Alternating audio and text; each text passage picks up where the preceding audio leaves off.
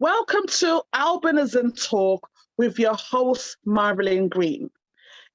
Before I introduce our guest, please remember to follow Yale for Change on all social media platforms.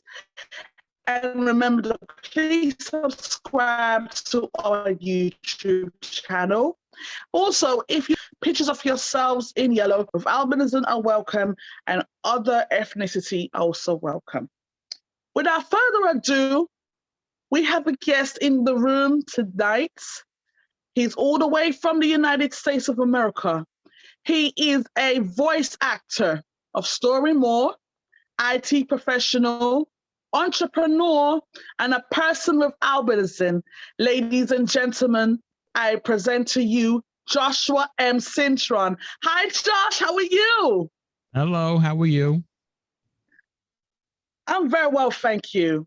Thank you for taking your time out with me on Albinism Talk with Marilyn. So just give a little summary of who you are, Josh, so the listeners can know who you are.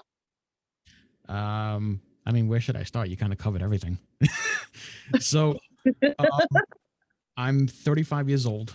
I was born, raised, tempered in Brooklyn, New York. I am a Latino with albinism. I was born here in Brooklyn, but I'm Puerto Rican. Let's see. I'm an IT professional. I've been so since 2004. I got my education for IT out of a trade school. I got my associates in networking technology, and I just kind of went from there.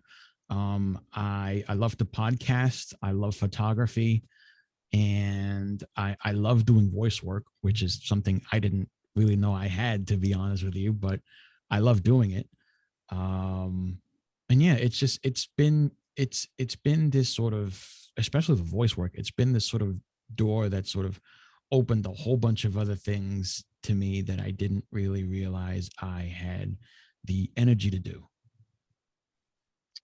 Amazing. That's very much inspiring, because to know that you have albinism and you're gifted in that way. God, I wish there's many people out there like you that can do things like that. We're very gifted. So, Joshua, I want to ask you firsthand the educational side of things. For you, when you was a child, what accommodations did you receive while just having albinism in general? What accommodations did you receive from school? So here's the funny thing. When I was in elementary school, primary school, whatever they call it now, I went to PS 151K in Brooklyn, about 2 blocks away from me. And when I was in kindergarten, I really didn't have any sort of accommodations for anything, because I didn't know how different I was. You know what I mean? Like, I didn't have that sort of concept of, okay, I look different from the rest of my class, but I don't know what my vision is. I just knew that I was nervous around my peers and whatnot, but they accepted me. It's kindergarten after all. Now first grade is actually when it all kind of hit for me. I noticed that I couldn't see the board. I noticed that I had trouble reading the print material, and that's when, for me, it kind of started raising a bunch of questions about, wait a second, like, how different am I from everybody else? And why can't I read this? Why can't I read that? And a lot of people in the school were trying to attribute it to like a short attention span, which I'm not going to deny that I have. But in that case, it was like I really wanted to learn, because I'm in first grade. I didn't know anything except what I learned in kindergarten, and that was it. And there were some things that I was really interested in, and I really wanted to participate. I just couldn't see the board, and I realized that the fluorescent lights were hurting my eyes, and the brightness was hurting my eyes, and just like these little things that as 6-year-old me couldn't put together in his head, but I just knew that it bothered me. You know what I mean? So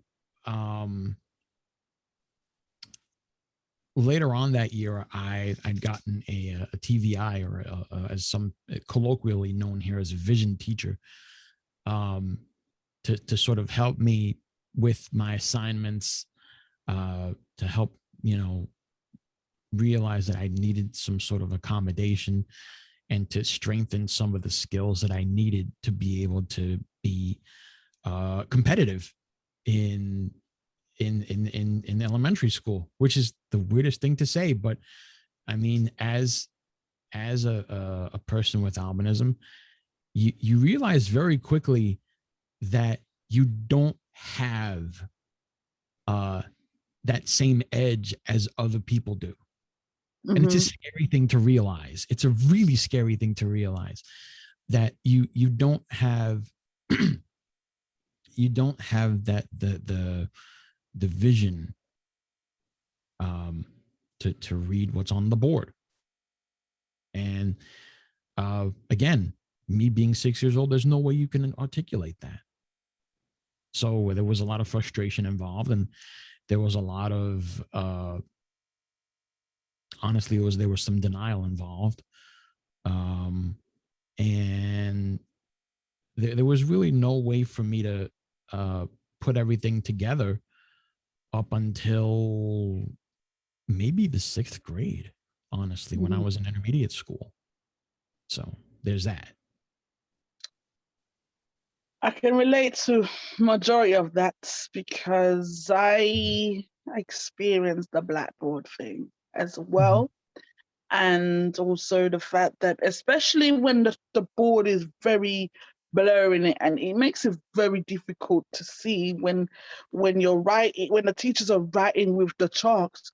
And there are times in primary school when I was back home from the Caribbean, and I probably had to stand, either sit on the floor or stand close enough to the board for me to write my notes. I didn't really have the accommodation in my primary or elementary years, for say. And I knew also with the vision, I knew something was different as well with me. I knew that my sight wasn't great either. And I noticed even every time I go in the sun, it's like my eyes hurt, And when I go near a light, it's like I it just hurts. Like when I was very younger. And my eyes, obviously, the nystagmus was bad, like when I was very young. So I really struggled with that as well. My eyes used to move a lot.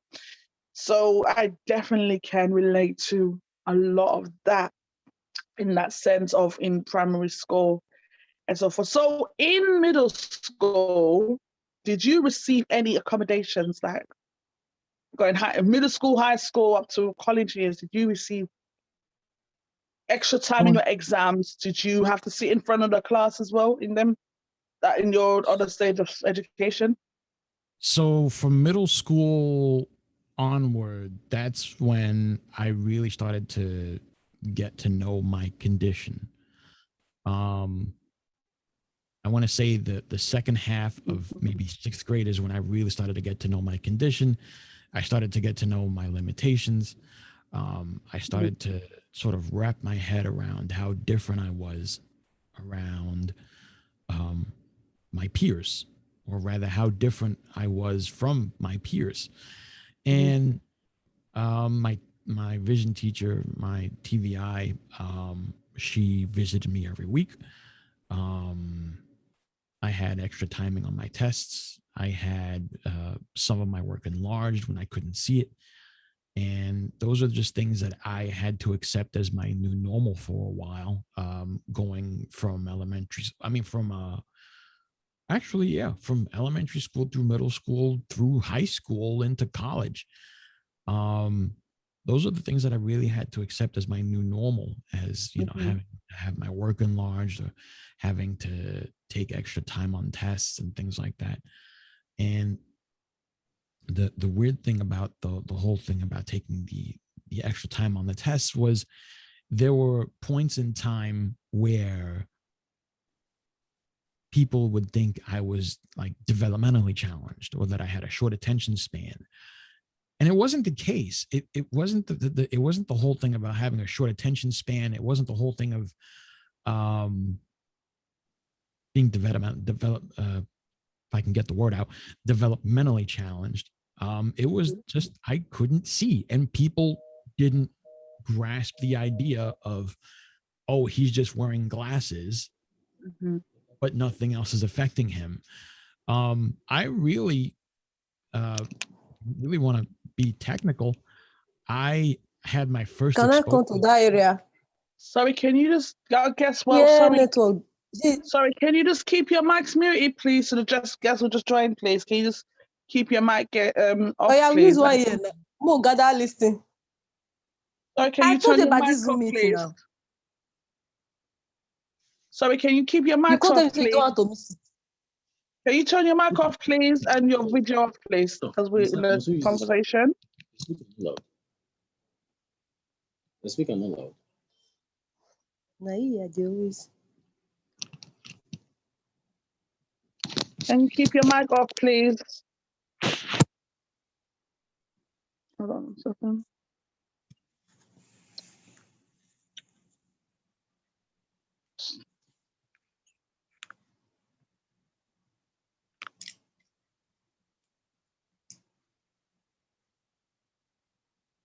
Sorry about that, Josh. Carry on what you're saying. Anywho, Hello? Sorry about that. No, you're fine. So, like I was saying, I really didn't have much a grasp of what was going on up until middle school. And that's really, when I began to notice those sort of limitations. And those limitations became my new normal all the way through college. And I had to work with, going into college, I had to normalize working with the Office for Students with Disabilities, which they have that sort of thing here in the States, which is really nice. But I didn't have that in high school. I didn't have that in middle school. And it really, it's a weird feeling even to have those sort of accommodations, because you really kind of have it hit home that you really are sort of different from your peers. Yeah. So, did you make friends in school from that? So I made some friends in school, very little.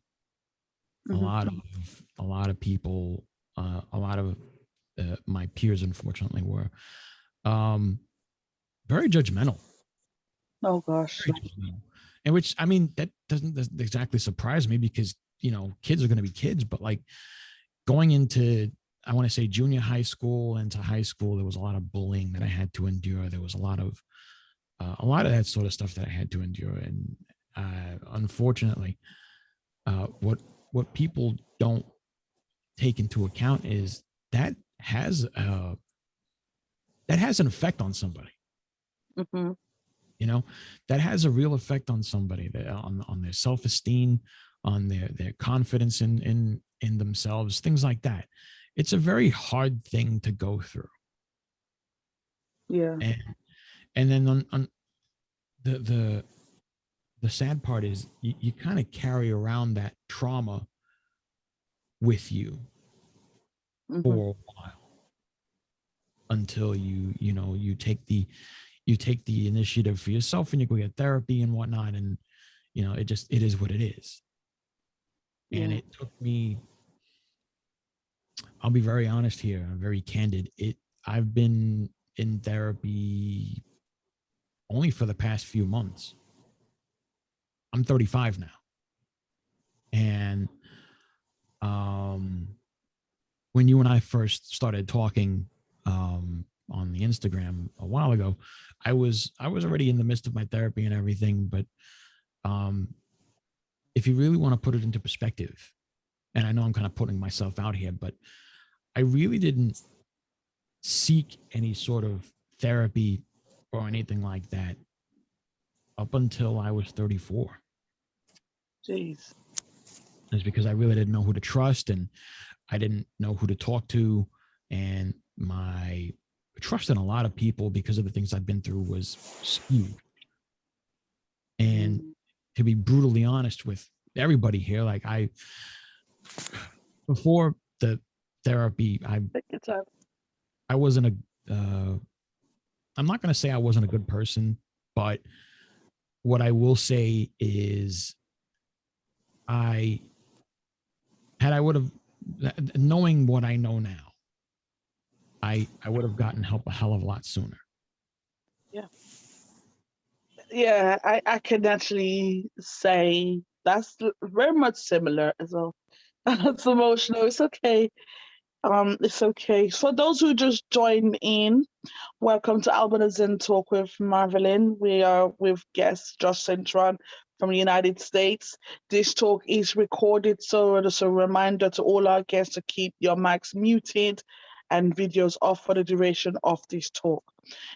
I honestly have to say, Josh, I'm glad that you're taking steps to really help yourself and taking a step to get the healing, because I understand, like, because all the things that the negativity, all those things, and I'm very glad that you're bringing up the mental health thing, because this is one of the main reasons why Yell for Change is also bringing awareness to albinism, but not just the physical aspect of the condition, but also the psychological and mental health, also emotional impact it has because of the trauma and because of the stigma and because of the bullying, quote unquote. It does take a toll on somebody's mental health, and this is something that needs to be exposed. And also, we have to take into account that it's okay to not be okay in our everyday lives. As we speak, and I'm very glad this episode is based on mental health, because yesterday, which was the 10th of October, was World Mental Health Awareness Day. But I don't believe that mental health should be talked about just a particular calendar date. It should be 365, 24/7. And I'm very glad that we can have this conversation about mental health in the albinism community, because I've done these talks recently, and it is very seldom that mental health is spoken about in the albinism community. And I think as a person with albinism, I make it as my due diligence to reach out as many PWAs as possible to find out, is this talked about? Because at the end of the day, our mental health matters, whether if you have albinism or not. But for the people with albinism, I really feel that it needs to be exposed. Get the help that is needed. It's not good to absorb things. And I too went through psychotherapy for the depression and the anxiety, and I brought up a lot of things that happened to me. And it does help, to talk to someone that's a professional. I know what it's like to not trust people, because some people, you tell something in confidence and they tell it to the whole mountain. I get it. I understand. And also it hits a trigger with the confidence in a person and the self-esteem, because it's very hard to trust somebody. They're going to take your very thing and use it against you. So I definitely get it. And I understand what you're going through. And I have to honestly say, Josh, you are really you're doing well so far, regardless of the fact you may not believe it, but you are doing well, and continue to seek the support. And you're not alone. Just that you know that you're not alone. And I'm here as well if you need to even reach out to me as well. So let's be each other's brother and sister's keeper. So we're going to talk on the mental health a little bit more, but I want to get to know more about your projects, story more. So people who are not aware of your project story more and your voice acting career, how did that come about, and quote unquote? So for just for the fairness here, Storymore isn't necessarily my project. Okay. I do play an instrumental role in the company. My one of my closest friends, his name is Micah Thomas.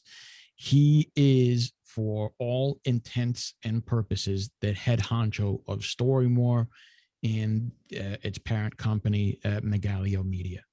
I am his number one. In that, A lot of the choices for the business, we bounce off each other. And there are conversations that I have with a lot of the senior staff and things like that with regards to Storymore, and all the other subsidiaries. My specific role in Storymore is as a voice actor. Micah brought me on back in 2017. It was a role in a radio drama called Bandage and Badge, to where I played the role of a New York City police chief, and it was one of those sort of dramas, one of those sort of like cop dramas, to where there was a lot of nepotism and a lot of the thin blue line type of stuff. But in that, I also wanted to make sure I wanted to make sure that things were done right. And me being a voice actor and everything, and I wanted to make sure that the story was portraying what we were talking about the right way. And in me being that sort of chief in that role, I played somebody a little bit older, which surprisingly I fit the bill for. I don't know how that happened, but I mean, it just did. And I play a sort of father figure to the actual star of the show itself. So there's that. But I guess had it not would have been for Micah, to be honest with you, and for like having that sort of faith in me to be able to help set me up with a demo, pass some scripts my way, and had it not would have been for his wife Jillian, who I had very candid conversations with about my voice acting chops, or at the time lack thereof, I wouldn't have built that sort of confidence that I have today. And because of that, I fast forward to 2021. I now work with a really diverse and very unique team of voice actors that they've done a plethora of things. And every once in a while I get that sort of imposter syndrome that's like, what are you even doing here, Josh? And I have to look back at the work that I've done. And the thing is, like, I'm really humble about it. Like, I'm not braggadocious. I don't like being braggadocious, but I have to realize where my accomplishments are. You know what I mean? And there've been a few of them. I'm not going to go on about the shows that I've been on or anything like that, but it's been fun, and it's something that I never thought I had in me, and it's something that I'm very grateful to be a part of. Honestly, I have to say congratulations on that, Josh, because most PWAs, like, we're our own critiques most times, and including me. I'm the worst critic. I am my worst critic, and even more, like, I really am my worst critic. And here's the fun part, just so that there's more pressure added to this. We're gearing this product. Our primary demographic is the blind and visually impaired community.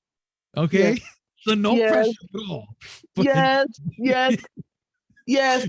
Oh my God. Even I have to say, even when I'm at work, sometimes I just want to know, how am I doing? Like, I want to know, like, if I'm being productive or whatnot. I get it. Like, you're like, oh my God, you want to know if you're doing good today, if your productivity is good, quote unquote. But then, but it's nice to know that when you achieve something, it's something to be proud of. It's something to be happy about. It's something to compliment yourself. Do you know what? I was like, well done, Josh, or well done, Marilyn. Like, you've done great. And even if I've learned not to be so hard on myself now. Like, if I know I didn't do good today, I said, you know what? It's okay. You can mess up sometimes. You fall on your rise. And that's something that I take it in my everyday life now, to not to be hard on myself, because that's not healthy. That's not healthy. And, you know, if you mess up, you can always try again. And we all make mistakes at the end of the day. So, and that's something, even, and as for a person with albinism, I have to learn not to be so hard on myself. Just, if you know you have a bad day, just take it on the chin, rise from it. And I also believe that quitting is not an option. So, and for you to never give up on your dreams, and when people want to write you off and say, "Oh, Josh can't do this," or "He can't see," blah blah blah blah. You're like, you've proven a lot of people wrong, because look how far you've come in terms of career-wise, and it's very commendable.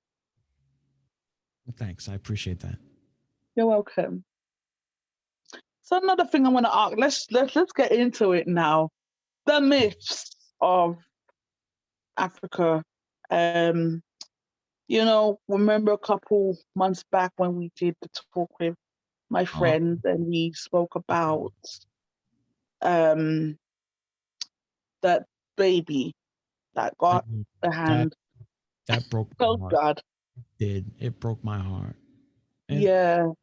And like, first and foremost, like, and I know that there are a lot of people at different ages that are going to be watching this, so I'm going to keep this as PG as I can. Yes. Absolutely. I'm going to keep this as PG as I can. But it's listen, I'm just going to put this in perspective for you. Okay. I know that I'm not exposed to that sort of thing on a daily basis. I know that for a lot of people in the UK and the United States and other countries, outside of the continent of Africa, like, we're not exposed to that on a daily basis. It's not a part of like what we deal with, and that's all fine and dandy, but it doesn't mean we don't have an opinion on it. And when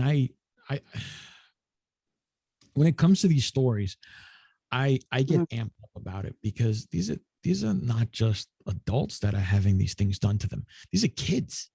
Kids. This is a little baby that got their hand cut off because there was some myth that was spread around the entire continent of Africa, saying that, oh, people with albinism, they have like powers that you can cure people and this and that and the other thing, or like talismans and whatnot. And it's like, no, we're human. We're human.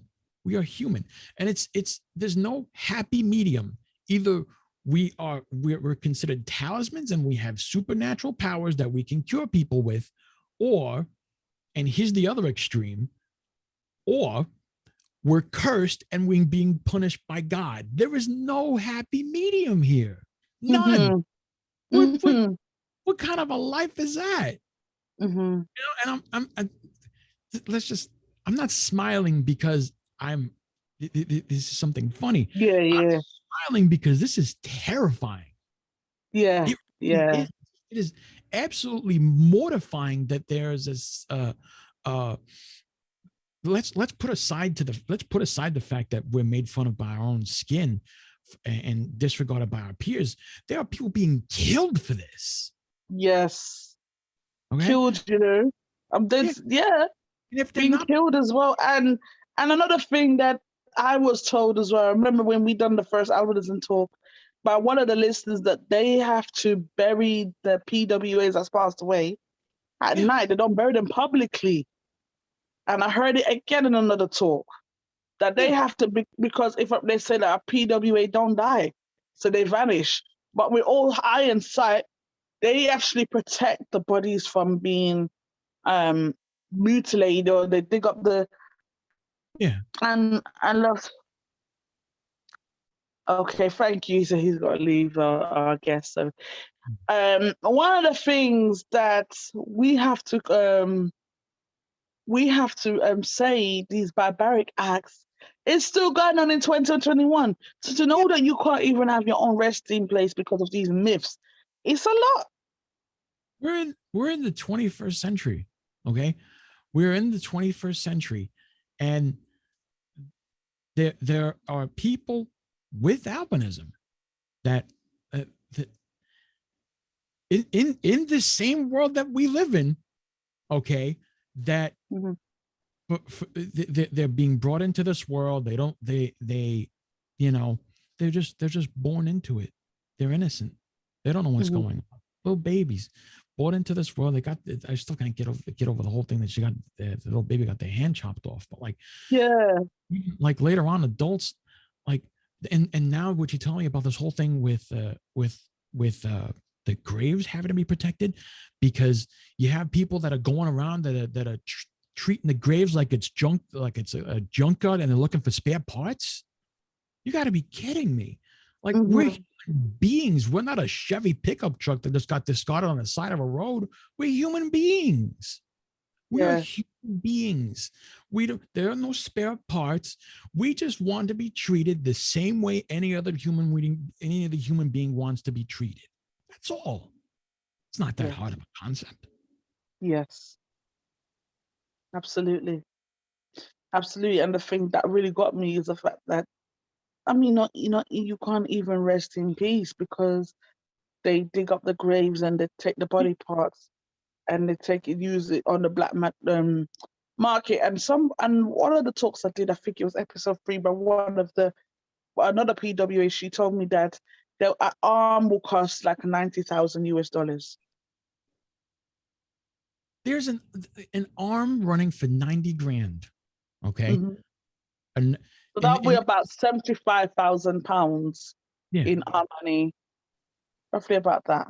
75 to 80,000 pounds in our money.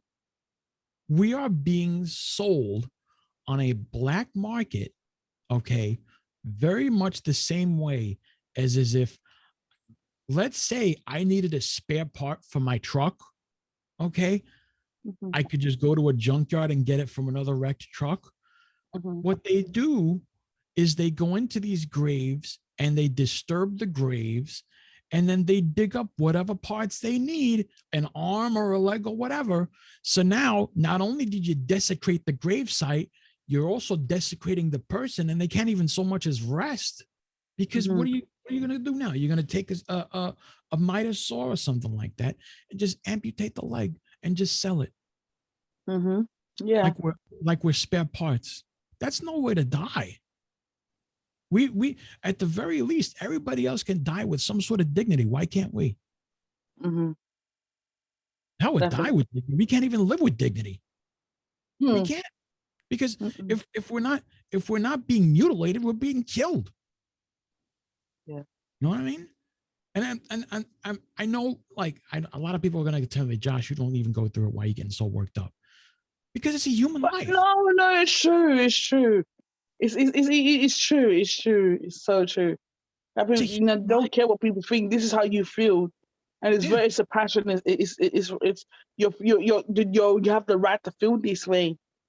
Yeah, and it works me up, because that's the way to live. You shouldn't have to look over your shoulder and be like, oh, what if I go out today? What if I show my face and there's going to be a whole bunch of other people that are going to show up at my house the next day and hack off my friggin' arm? And this is coming from me. When I was 11 years old, I used to have to walk down my own block on the other side of Bushwick, on Stockholm Street. I used to have to walk down my own block at 11 years old with a baseball bat in my hand, because I knew that the people across the street were going to try and start something. And that was the only way I knew to protect myself. Yeah. You know what I mean? Yeah. Not on the same level, but you know what? You shouldn't have to look over your shoulder like that. Not ever. True. It's true. It's so true. Because it's like, I want to know, like, when did someone got rich off selling a body part or killing a person with albinism? I really want to know what media or what reports that is written about that. And do you remember when Pinky was saying to us, Josh, about the taxi encounter what she had with the brother-in-law, wanted to kill that spiritual healer? Not kill, but wanted to beat him up or maybe kill him because he made a comment that if he had her, he would mix up in the magic potion. That up to I can't forget that. I can't forget that or cannot forget that. You know how quickly I would have jumped out of that cab? Me too. I would have dropped her as well. Trust me, because I'll tell you something. I love my skin, but you're gonna touch me.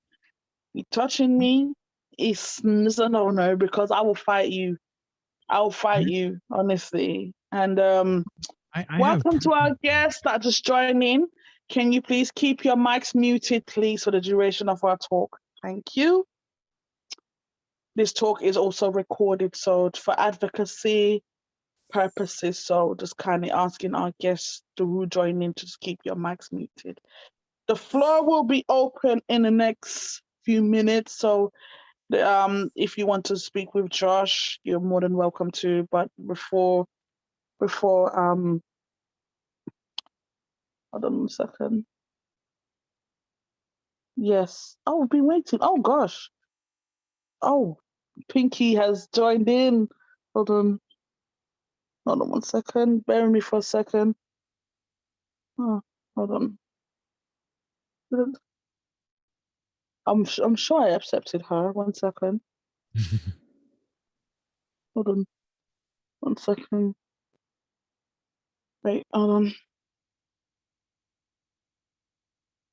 Sorry about this, Josh. I'm gonna try again.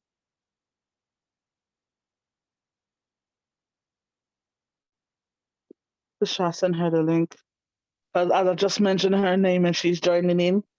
Sorry about that. Try again. She's been trying to join in. I don't know why. Technical issues, but let's see if she comes back in.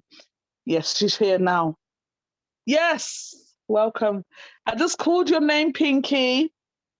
I don't know what happened, but I would like you to interject in this talk in a moment. You're in time, so welcome to Albinism Talk with Marvelyn Pinky. So we were just talking about the talk what we had a few weeks back about the taxi encounter, and we're still disturbed by this. We are very disturbed by the fact that, you know, you can't even go in a taxi and to be fair with people, so they want to use you as rituals. And these myths are very dangerous, Josh. It's very dangerous. And it's something that it needs to end now. This needs to stop. Honestly, this is getting out of hand now. And when I first heard about these myths, I didn't believe it. I thought, nah, this can't be. Like, no way. I didn't really believe it. I was in denial of it. But to see that advocates are exposing this, and the former UN expert really done the reports on it, and people are going undercover in Africa to expose the actual barbaric and distressing act.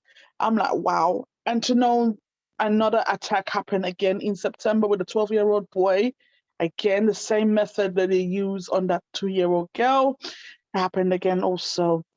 And I feel in my heart of hearts, this needs to stop. It needs to really, really stop, because, you know, too much innocent lives were affected, and we are going to touch this mental health again now, because of course all of this trauma and all of this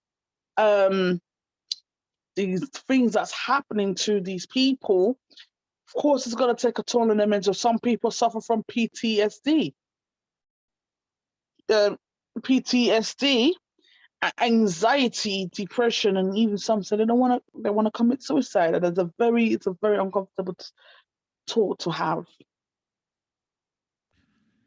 For what it's worth, and this is just my being transparent here. I suffer from PTSD. Mm-hmm. Been suffering from PTSD for a very long time. I also suffer from anxiety and depression. So yeah, those are my three for all purposes, and it's I'm receiving treatment for it now, which is great, but like it is a very rough combination to live with. And again, like I I'm not saying that what I've been through can even measure up to what's happening in Africa right now. I'm not saying that. I am going to say though, and this is going to be the nicest way I'm going to be able to say it. Don't even think about discounting what I've been through. Don't. Yeah, that's me as well. Yeah. It's happened to me, and I'm just like, listen, you know what? That's just not going to fly with me, because you weren't there when I've seen the things that I've seen. You weren't there when I've had to grieve people. You weren't there when I've had to explain to my therapist why I am the way I am. Yeah. And it's one of those things about mental health that you really kind of have to make yourself vulnerable for, and you're gonna really the one thing that I really do sort of am getting a hang of when it comes to like being your own advocate for your own mental health is you begin to see the true colors of a lot of people. Yep. And you get to realize just how many people are going to be there, and conversely, just how many people are going to walk. Now, that's a very cynical way to think about it. I realize that. But let's face it. I mean, there are people that aren't going to be able to, support you in that. And it's painful to think of, and it's painful to say, and it's a part of life. But I mean, listen, I've had to learn very, very bitter lessons about being my own advocate, about being my own best friend, and sort of relearning certain habits and getting rid of certain habits. And you and I were talking about how hard we are on each other and ourselves, rather like just being perfectionists at what we do, because we were sort of instilled these really sort of impossible standards to keep up with, and that's really all we knew, and that's how we kind of coped with things, and it's very hard to unlearn that. But for what it's worth, I mean, once you get to the point where you realize that you're taking care of yourself, and you realize that the treatment is having some it's having that effect that you really want it to have, which could take months, which could take years, and you have to let it happen.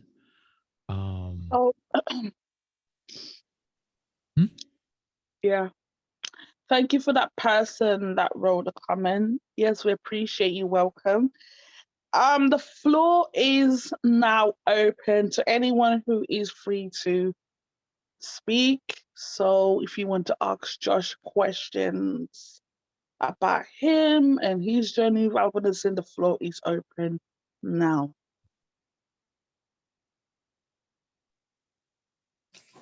Okay. Hello, everyone. Hi. Okay, sorry, I can't put on my video now because my place is very dark. Africa, there's no light. It's okay. So, welcome, sis. What's your name? And where you from? I'm Joy. Oh, Joy. Hi. Yeah, we met on Facebook. Yes, I remember speaking with you. Hi, how are you, sis? Welcome to Albinism Talk with Marilyn and guest Joshua Cintròn. So, sis, what is your intake on our talk so far? Would you like to add something to the talk?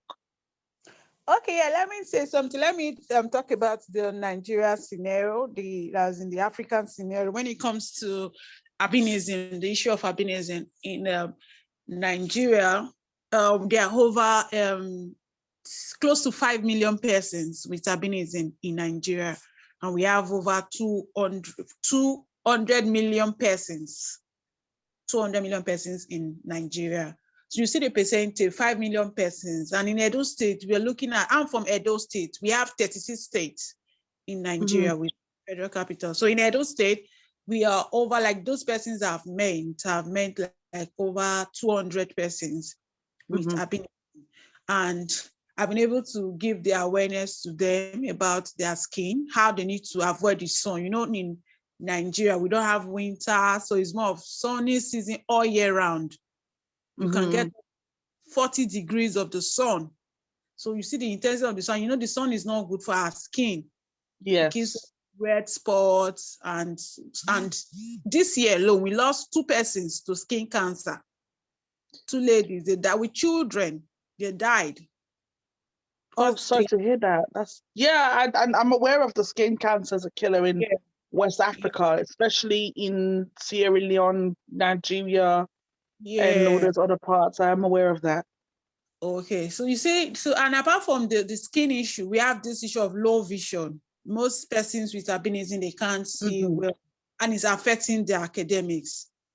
When they go to school, you know, most of the teachers don't know about their condition, and it's because most of them, persons with albinism, they are shy because of they are being bullied, and also they don't want to tell the teacher that they can't see the board.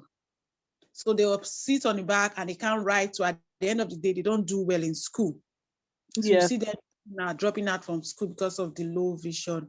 So these are issues. Then when it comes to the social issues, you see some parents, they are not happy with the children with albinism. Some even go to the extent of disowning them or locking them up in the room. So it's so pathetic. Even heard of a story of a boy that committed suicide in Lagos. I think an 18-year-old boy committed suicide. He says he wasn't welcomed by his family and the society. Person with albinism committed suicide. That was like 4 years ago. Then there's a lady that committed suicide last year because the person she was supposed to marry, person with albinism was supposed to marry, the parents did not approve of the relationship. So she committed suicide. Wait, hold on. Wait, did you just say that, was it his parents or her parents didn't approve? His parents, the girl is the person with albinism. Yes. And the guy's mom did not approve of the relationship. And meanwhile, she has been the one sponsoring the guy, gave him job, gave him opportunity to do business, paid his school fees while in university. And the boy agreed to get married to her, but the mom said no, that she's not wanted in the family. So she committed suicide. But my honest is, I don't buy the idea of anybody committing suicide, whether you are blind, you are deaf, you're dumb, you can overcome. So it's just to see how they don't have support system for persons with albinism in this country, no support system for persons with albinism when it comes to depression, because she was really depressed for her to commit suicide. And another issue, there was this family in another state, in a state in Nigeria, Benue State, they beheaded their child because she was a person with albinism. So you see the kind of, but you can't compare Nigeria to other like Sierra Leone, Namibia, Tanzania. You know, this is worse in Tanzania because that one is like they are hunting them for rituals. I think last week I read about a story of a boy that his hand was mutilated or cut off by some persons that came to the house at night. The person with albinism, they say it's for vision and all that. So Nigeria for now, it's just a few issues, but the most issue, the problem, like challenge is mostly that of the skin cancer and the vision problem. There's this acceptance of person with albinism in Nigeria to some extent, a lot of acceptance, especially when you have a fine skin. If your skin is very fine, person with albinism, the acceptance rate is high. But when you have a lot of sunburns on your skin, these wrinkles, these solar keratosis, lentiges, and all that, wow, the acceptance is low. Yeah. That's what I mean, because I'm a... So I want to ask you this, Joy. I want to ask you this. Do they have advocates in Nigeria to support this cause? Because I'm very glad that you brought up this, because this talk with me and our guest right now, and I am the founder of Girl for Change, by the way. We're talking about mental health, and that's one of the things we want to really talk about in this advocacy, not so much the physical aspects of having albinism, but also the psychological, and the fact that you brought up somebody in Nigeria committed suicide. I'm very glad you've mentioned this, and it's time to expose this barbaricness of people because of as Joshua said that, you know, the bullying and the trauma, it does take a toll on your mental health. Yeah. It's traumatic. So can you imagine okay, that person don't feel like living anymore. I know what that feels like because I've been through that. I deal with the depression, and obviously it's not. And I mean, there is help out there, and obviously we can't bring back those two people who've commit suicide, but Yeah. there are support systems out there, and I think that you just reaching out to the right people to get the support in Nigeria. Okay, for myself, I'm a person that have been advocating, creating awareness in terms of. Yeah. I've reached out to my state governor. I'm from Edo State. Now I told you we have 36 states in Nigeria and the Federal Capital Territory, Abuja. So in my own state, South Nigeria, I was able to reach out to the state governor. I wrote a series of letters telling him about the plight of person with albinism in Edo State. And he was able to give us some money. If I say 5 million naira in dollars, for now I can't sell the conversion, but I think it's close to 3,000. Okay, let me say $4,000. Mm-hmm. The state governor gave us $4,000 for us to carry out awareness, advocacy, for us to buy sunscreen lotions, and for us to pay for 3 persons with skin cancer. So fortunately, we lost 2 of them because already stage 4 cancer. It was only 1 person that survived it. Yes, because obviously because of the lack of melanin in the skin and the UV rays, that's the cause of the skin cancer. And because and that's why it's important. It's important that people with albinism should not be ignorant of not taking care of the skin. And I remember I went on holiday 11 years ago. I went to Antigua. And even though I did protect my skin with the sunscreen, but I had on my swimwear. This was 11 years ago. But I went in the water and I had no knowledge I should have protected my skin still. When I came back home, my left shoulder was burnt. I also had blistered, and I couldn't wear any form of strap. So can you imagine, as a girl, like, you wear bra? I couldn't wear no bra for 3 days because of it. And obviously a lady, she helped me out. She gave me some medicated powder to cool the skin. And so I can imagine if I had the severity of that, I could have had skin cancer. But thank God that I had people that supported me in this way. But I just think that there's many people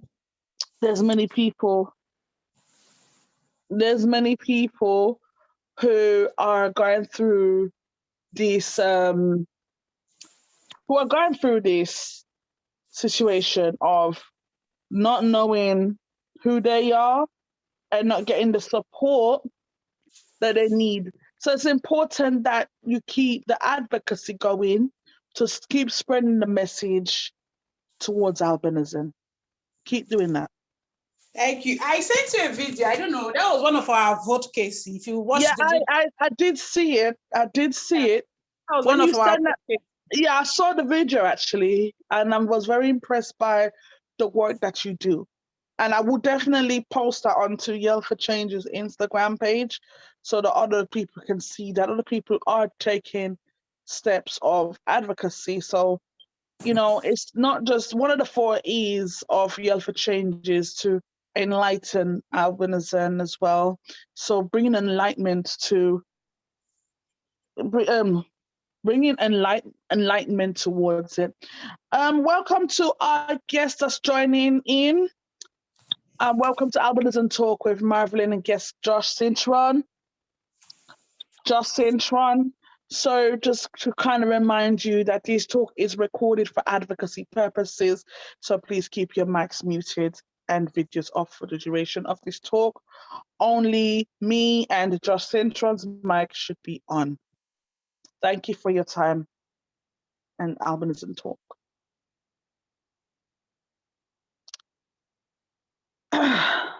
Josh, are you still there?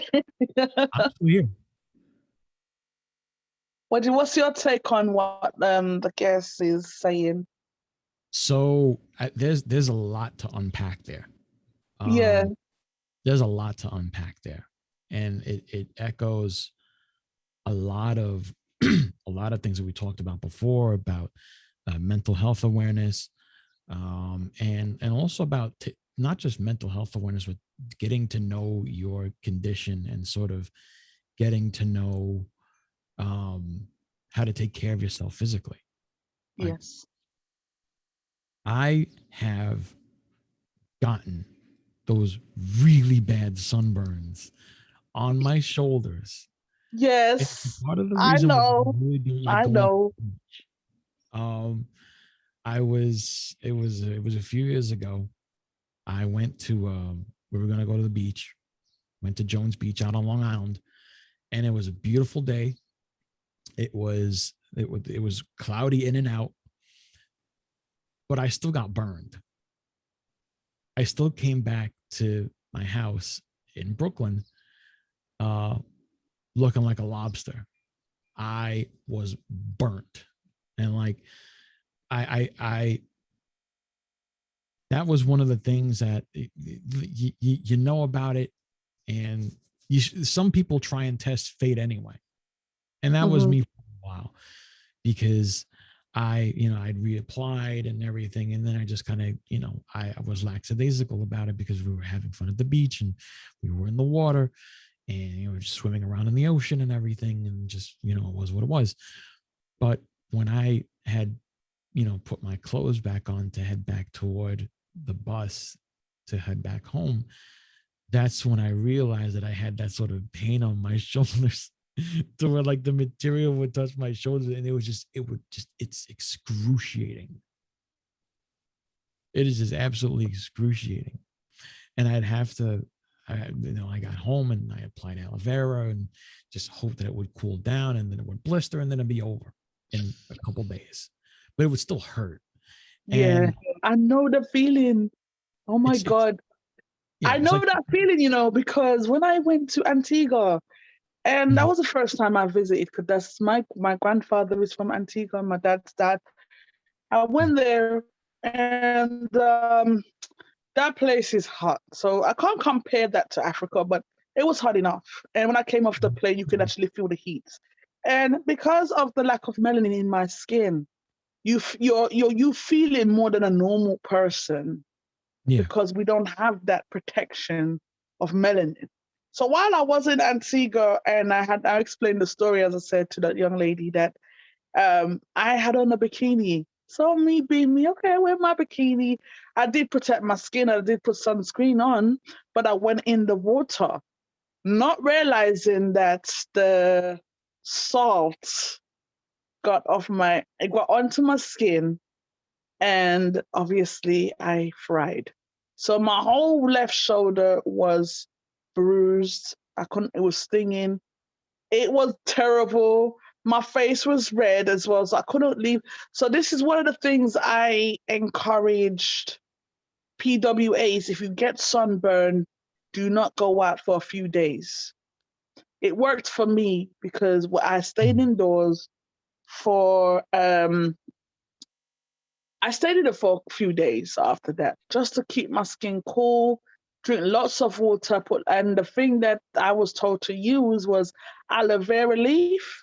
The actual aloe vera is very good for people like us for cooling the skin. When you get sunburn, aloe vera, the actual leaf, not the cream, the proper aloe vera, and also medicated powder.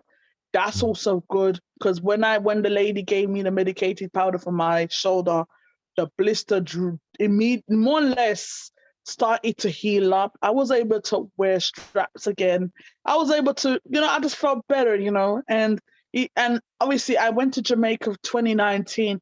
I was more prepared. I was more prepared. And obviously my husband gave me like waterproof sunscreen. I mean, sunspray. I mean, he gave me that. He's giving me all of that. And I even like leave some of my sunscreens to my auntie, because she doesn't have albinism, but she got sunburn. And I said, Auntie, protect your skin. So people of melanin can get sunburn, but people are just very ignorant towards this. But we are more prone to sunburn. Yes, it is. It's also indeed active sunburn. Yeah. We have to really take precaution of our skin.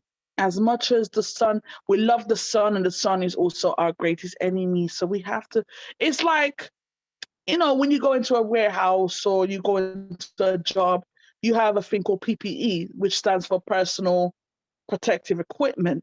So when you go into, especially if you work in a warehouse, you have to wear high vis, you have to wear safety boots, you have to wear gloves to protect yourself from injury and so forth. Same thing in the albinism community. A PPE is our sunscreen, hats, glasses, that's our personal protective equipment. So when we go out in the sun, we have to take precautions, because they say prevention is better than cure. So the floor is open to anyone else who wants to say something to me and Josh. That Albinism Talk with Marvin. The floor is open.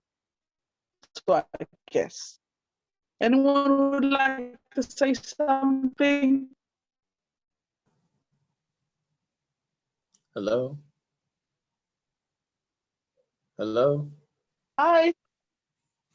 Hi. Hi, good night. Welcome to Albinism Talk. What's your name? Yeah, good night. Thank you. This is Alphonsus. Hiya, Alfonso, how are you? Welcome to Albinism Talk. Thank you. I'm good.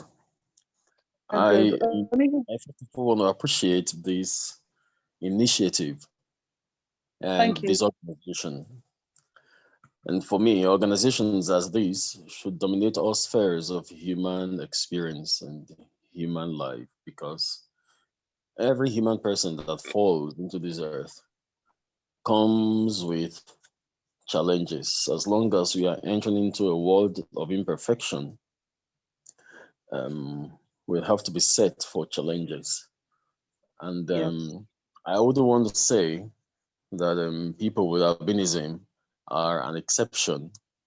And so I usually arrange this from my very psychic foundation, that people with albinism are not different in any way.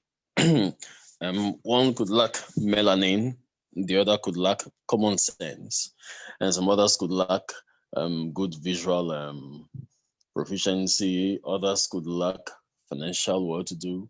You see, there are lacks everywhere. And this has always been my foundation for speaking to people of who seem to be different. We are naturally all different, ordinarily. It's the reason why there is conflict in the world, and the reason why there is confusion everywhere.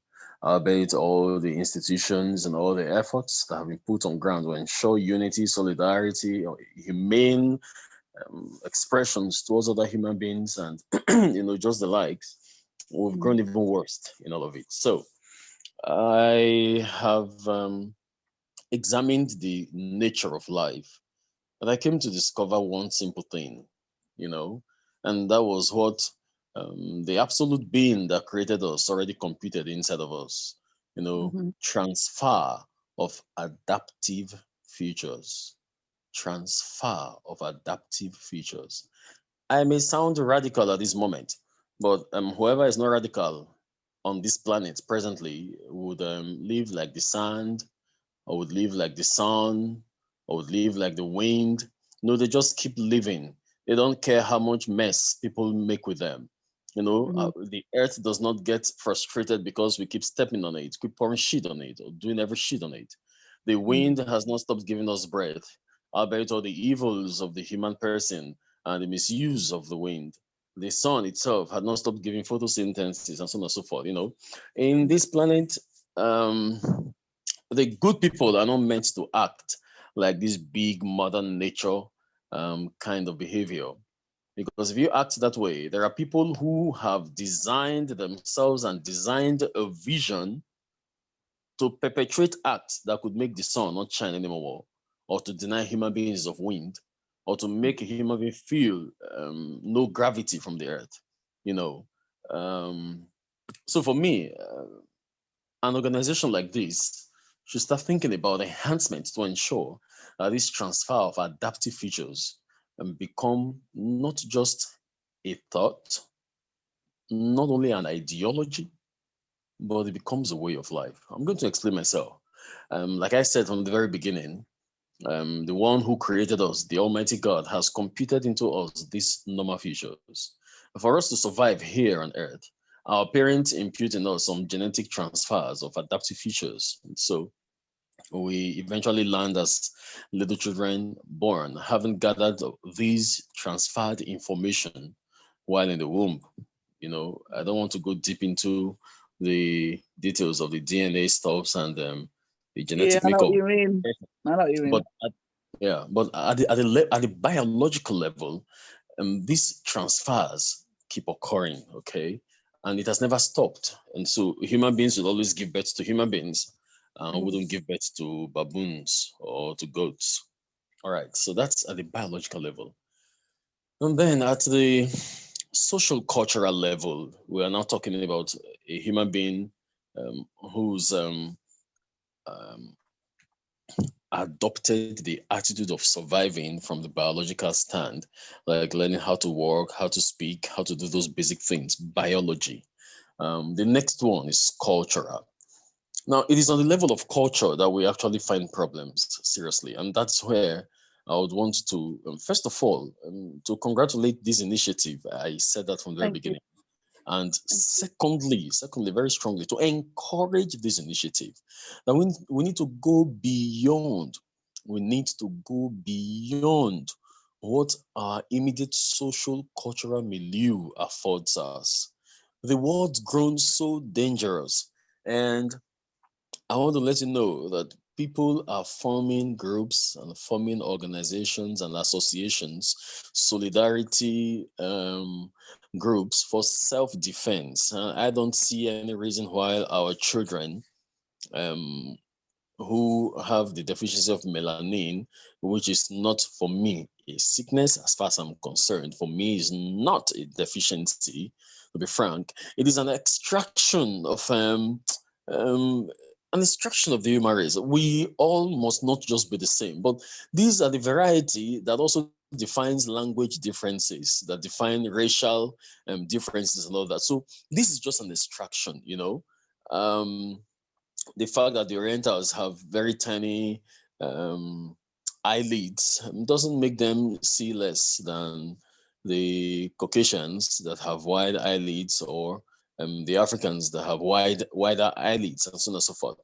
So I see this as beautiful variety. And so if there are some people who, out of immaturity, I would say, and out of the cultural untameness of our modern day civilization, now decides to discriminate against our children who are albinos, I only say only one solution is required.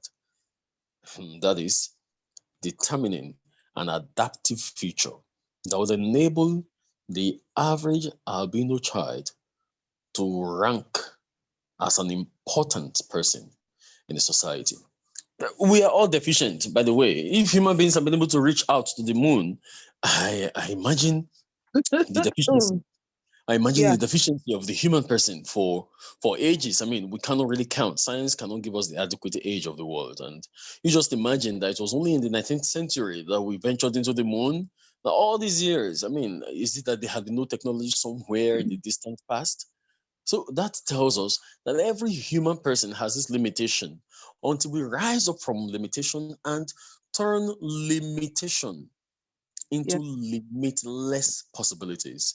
And when a human being is pushed to the wall, there are always two reactions. It's either he finds out what is in him that he has never found out before and move from the wall towards the aggressor, or he becomes more creative and breaks the wall and goes through the wall. You see, Yeah. in whatever case, I refuse that our children with albino should be pitied. Albinism. Sorry Yeah, to with cut you, albino. sir. Sorry Yeah. to cut you, sir. We don't really use that word. We say a person with albinism or Thanks, PWA.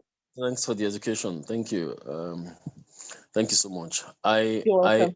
I am not deficient of the melanin, but I have been thrilled about the how do I call it now? The insouciance, the um, the immaturity by which people had tended the cases of those who have albinism. And it's the same thing I'm trying to fight regarding sickle sellers, it's just on the same level. That immaturity from government, from tradition, from cultural organizations, from societies, and so on and so forth. So for me, I don't want us to rely anymore on those. We have to rely on ourselves. And eventually, those who prove themselves to be self-reliant are the people that I want to learn from. I've seen videos of people without limbs doing stuffs, and then they become source of inspiration to those who have limbs. I mean, look, that's exactly the level I'm thinking about. I have 3 children with albinism, and for me, I'm just going to tell you this directly. I'm speaking from my heart. I'm speaking from my personal experience and what I've decided to do. I don't want society to feel sorry for my children. In fact, that's the beginning of segregation in the first place. That's one. Yes, agreed. So true. So yeah, true. And two, I two, agree. my children will get into any place they wish to get into. And because of them, I've become very much sensitive to other children with albinism around. I have had to start talking to parents. I've started telling parents that they are liable to being arrested because this child is a child. The child doesn't even know what awaits him or her in the future. The child does not know yet the immaturity of the peers around him yet, because they are still very much small and they are all playing together and so on and so forth. But you as a parent, you should know, and you should start defending this child. So this, I mean, if other children are being asked to take one step forward, I mean, our children with albinism should be able to take 2 steps forward. They need to be on top. There need to be a concerted effort to move them up from that level of being ordinary to becoming stars. And for me, this is the only way that people can start wanting to imitate being like them. That is the stage I am in now. I have carefully studied this world, and I have studied, I mean, since I started having these children, I have been studying them.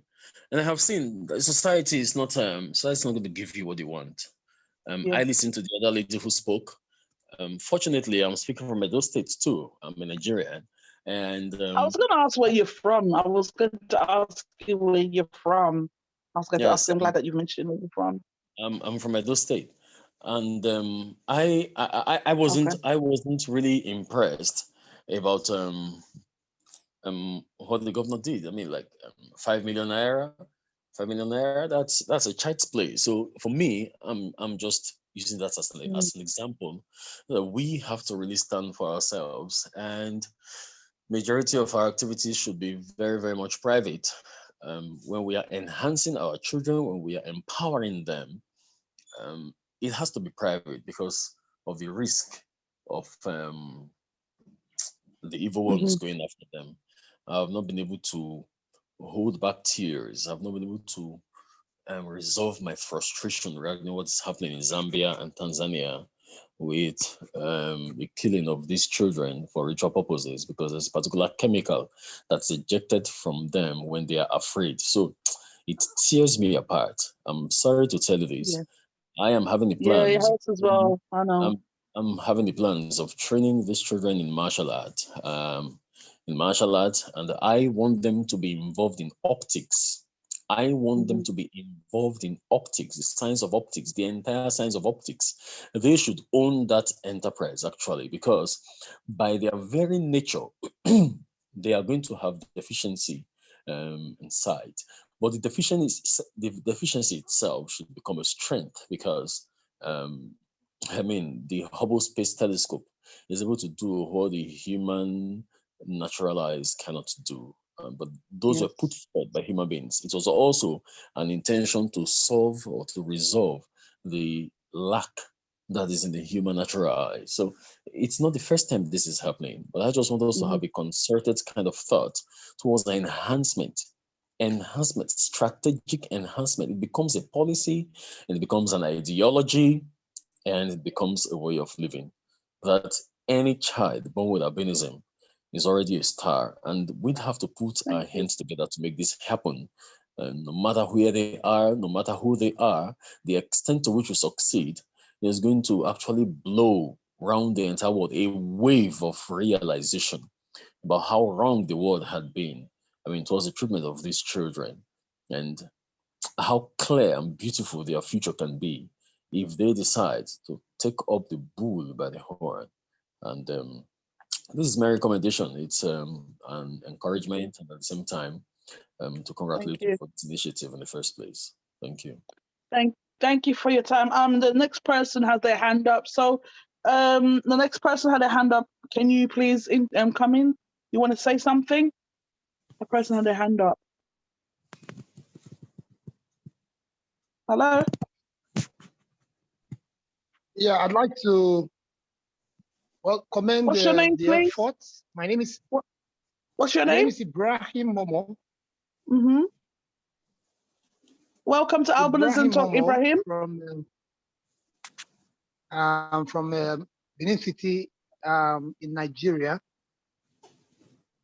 Welcome. Two things. One is to say that persons with albinism, I am a PWA myself. So they have, let's not sugarcoat it. We have a kind of disability. Well, because I see that debate going on, and it is not unique. Every human being, like I think I heard the former Prime Minister of the UK, Theresa May, once saying that every human being has a disability. It doesn't have to be physical, but everybody has its own area of lack, or deficiency. And so it is inappropriate for one person with albinism or one person with disability to discriminate against another person with disability. So the first point to make is that I don't think it's a crime or it's something odd to refer to PWAs as PWDs. I don't think it's a challenge.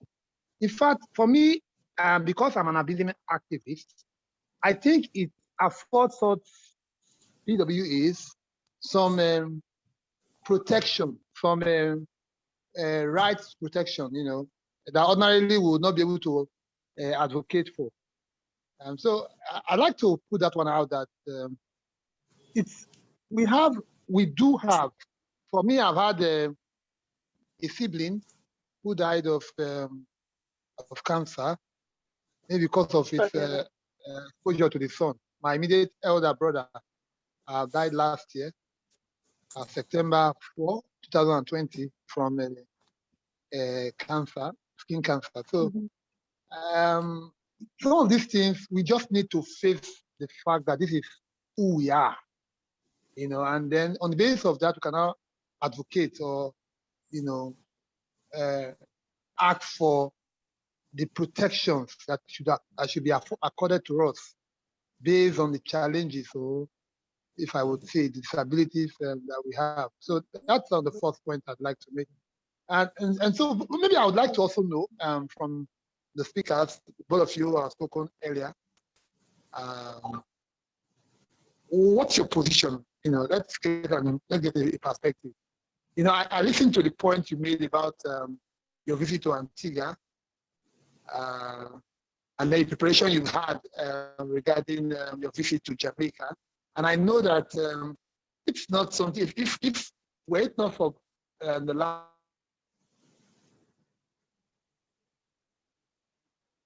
There's a signal failure. I can't hear what you said. Can you hear me?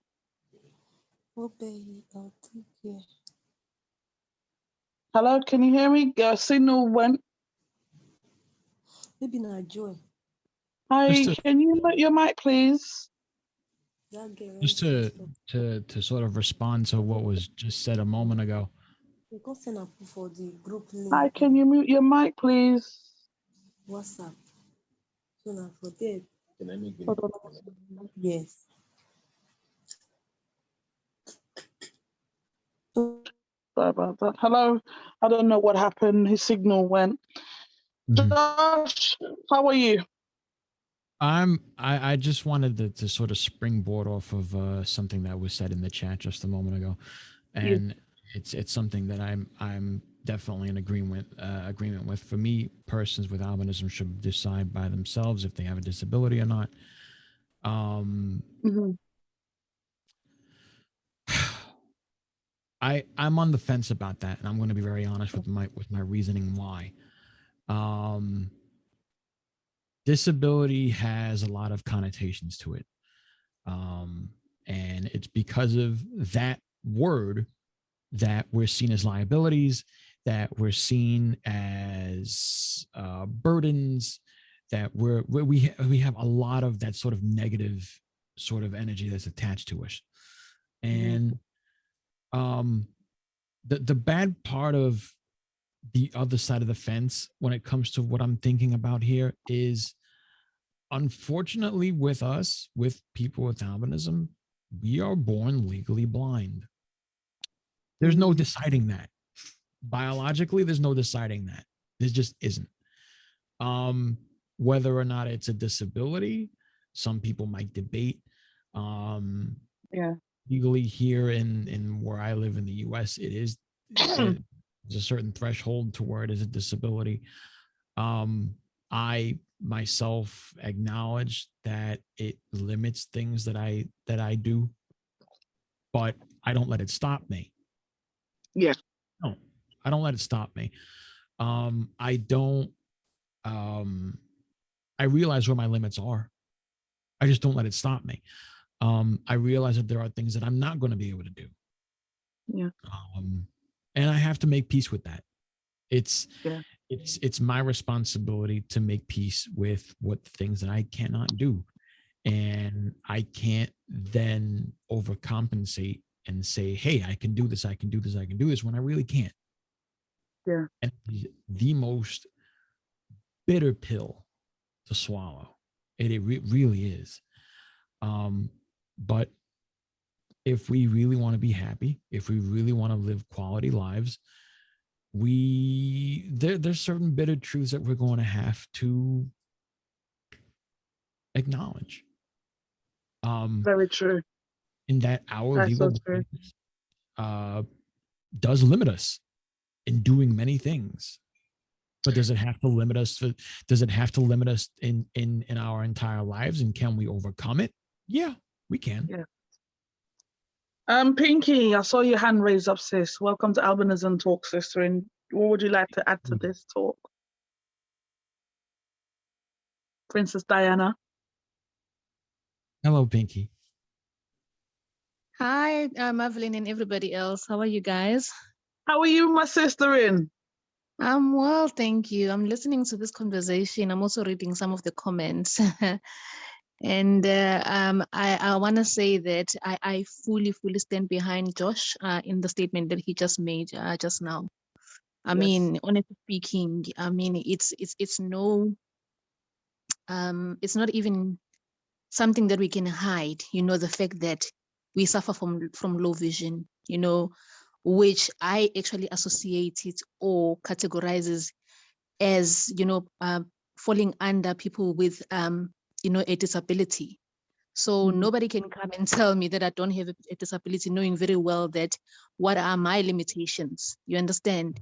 So unless the person decides to accept who they are, fully acknowledge what they can do and what they cannot do, then the person will admit to themselves, or they will admit to themselves that they actually do have, or recognize that they do have a disability, because we cannot change it. We are legally born like that, or naturally born like that. So I sort of like, disagree with the statement that has been made, that you know, persons with albinism should decide by themselves if they have a disability or not. Yeah, so yeah. On that, and that's exactly what we are trying to fight, you know, in South Africa, to say, you know, the government must recognize, you know, people with albinism, you know, because we feel that it is a segregated disability, you know, that you know, we have. Because let me just say this as well, Pinky, that Joy just made a good point as well. She said that there are some people with albinism, they are visually impaired, but there are different degrees of visual impairment. So you can't really categorize everybody who have albinism with this visual impairment, because there are some people that do walk with a cane as well. I've seen it. And also, one second, Josh. And I also seen people with albinism that do drive as well. So, it just depends on the individual. If you want to categorize yourself as a disability, then that is a choice as well. But as for me, my situation, I don't treat albinism as a disability, but in a sense of for work purposes, and I make declarations in my workplace to let them know I have a visual impairment, to help me to adapt and for accommodations and support for me to do my work efficiently. Sorry to interject you, Mother. I don't think that's when we are saying disability, it means that you are not able. Yeah. It doesn't necessarily mean that.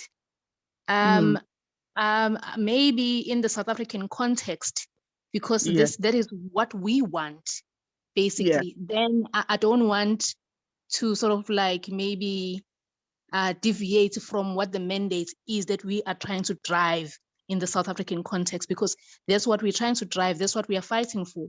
I don't disagree with the fact that some people can drive. I can also drive. If I do, get, what do you call, today we have special devices that assist us. You understand? Bioptic lenses. Yes, definitely. So if I can get that, I can also be able to drive. But it doesn't necessarily mean that, I can now refute the fact that I have a visual impairment. No. I fully disagree with that. I'm sorry. Yeah. Let me just add to that really quick, because I know we're kind of strapped for time too. I am a licensed driver within the state of New York. I've been driving for the past 5 years. I got my permit back in 2016. I have a bioptic lens. I was trained to use the bioptic lens. And I've been operating a motor vehicle safely for the past 5 years. And well done. I'm sorry? I'm saying well done. Thank you very much. And it was a challenge. It's very nerve-wracking, but it's an achievement, and it's a sort of independence that I was able to gain, that I realized a lot of my friends with that a lot of my friends with albinism might not be fortunate enough to get to. And that's because we have to stop treating albinism like it's some blanket term that fits some fixed set of parameters. It is a spectrum. It is a wide spectrum of different parameters that's not going to fit just one single rubric. That's not going to fit some cookie cutter design. And we have to realize that there are people with albinism that are going to have worse visual acuity than ours. And conversely, there are going to be people with albinism that have better visual acuity than mine.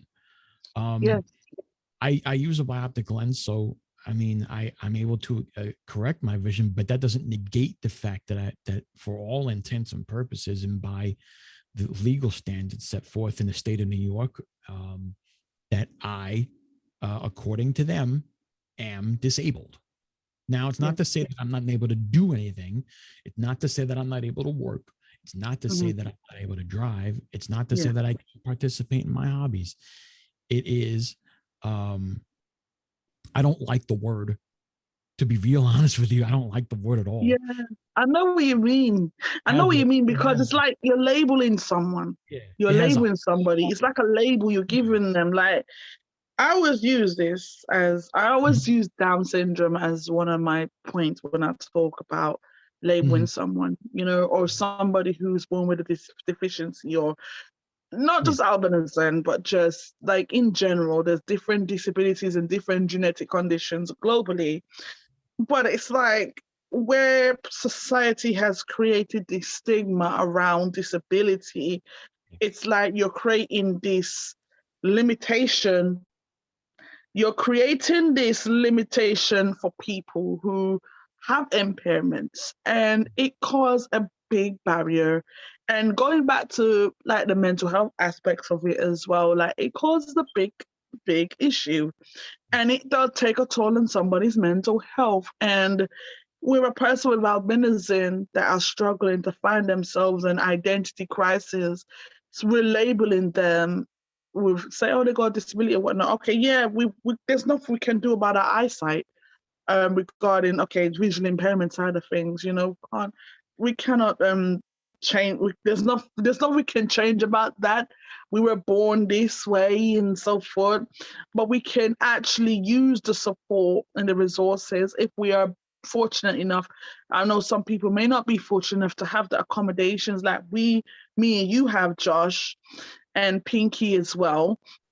But I just feel that in Nigeria per se, you know, and even Africa, you know, they need to follow the examples of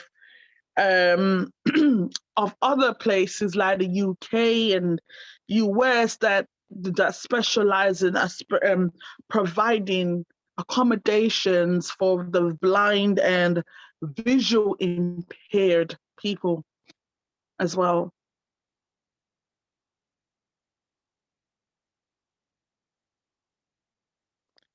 I don't know if there's an internet connection. I didn't hear you, Josh.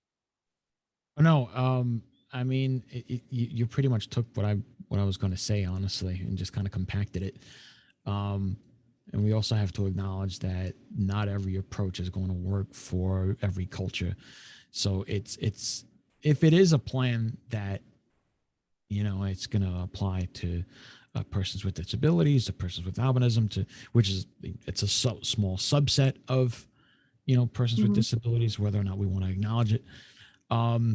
We have to realize that there are going to be other cultural and societal norms that may clash with what it is we're doing in the US and what it is you guys are doing in the UK. And it's something that's going to have to be approached with a sort of... Yeah, and the thing is, as Pinky just said about South Africa, she sent me a video. Pinky, remember the video you sent me on WhatsApp about that march? I don't know if you can explain to Josh. Can you just talk about that for us? Just to give you the heads up, because I know we're limited on time, I really have to get back to work after this. Oh, okay. Yes, there's another 5 minutes. Just quick 5 minutes. Pinky, can you please interject on that talk, that video that you sent? The march? Oh, yes. That video that I sent you, it was basically mainly about the campaign. I think I've just put a comment here to say that South Africans, you know, living with albinism are among the most marginalized and vulnerable, you know, in terms of the country. And then we receiving sort of like little attention in terms of, you know, being given the protection, you know, when it comes to human rights. And also, you know, in terms of getting any provisions, you know, that we might need in terms of being reasonably accommodated, whether it be at work, be in schools, you know, wherever we actually, you know, touch feet, you know, into.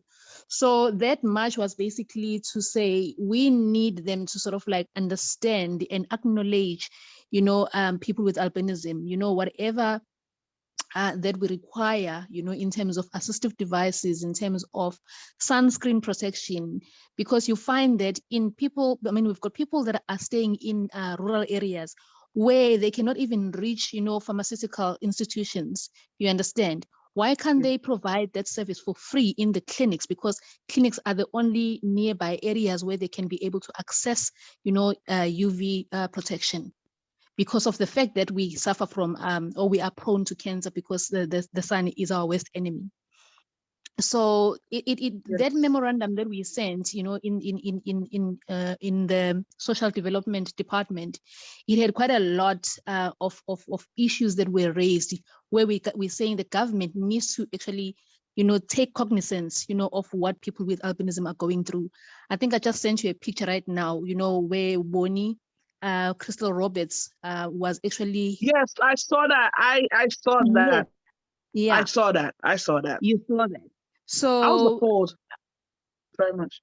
That's why I actually wanted you to share, in this platform, that photo, so that they can see what is it that we are fighting for, in the department, because she was going, to do a temporary ID, in the Department of Home Affairs.